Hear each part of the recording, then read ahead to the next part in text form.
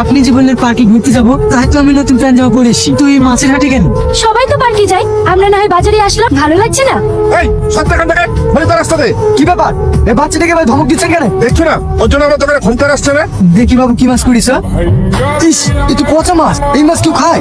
এই মাছ আমি প্রতিদিন নিয়ে যাই। তোমার আব্বা কি করে? তোমরা অনেক আগে মারা গেছে, আমার মাটা অসুস্থ। দেখি ক্যারিটা। মাছগুলো ফেলতে দেন কাকু। দাঁড়ান ভাই, এই মাছটা দিন। এই নাও, আর এই টাকাটাও রাখো, পরের দিন আবার মাছ কিনে নিয়ে যাবে। কি হলো, দাঁড়িয়ে দাঁড়িয়ে কি দেখছো? হ্যাঁ বলো, তুমি কি মাছ খাবে? এই সাইজের পুঁটি মাছ পাওয়া যাবে না? এত ছোট মাছ এখানে পাওয়া যায় না। তাহলে মাছের ডিম নাও, আমার খুব ভালো লাগে। হেভি টেস্ট হয়েছে। তোমার আব্বু কই? দেখছি না তো। বাবা আজকে বাড়িতে নেই, কাল ছুটি নিতে বলেছি। কেন? আমার একটা ছেলেকে খুব পছন্দ হয়েছে, তাই কাল বাবা ওর সঙ্গে আমার বিয়ের কথা বলবো। কাকে পছন্দ হয়েছে? তোমাকে। এই না, জল খাও। হ্যাঁ সত্যি? হ্যাঁ, কি হলো, খাবে না? না, তাড়াতাড়ি একজনকে খবরটা দিয়ে আসি। দাঁড়াও, কাল তোমার বাবাকে সঙ্গে করে নিয়ে এসো, আমাদের বিয়ের ব্যাপারে দুই গার্জেনই কথা বলবে। আব্বা, উনি তো হট টেম্পার লোক, উনি তোমার আব্বুর সঙ্গে কথা বলতে পারবে? Hot temper?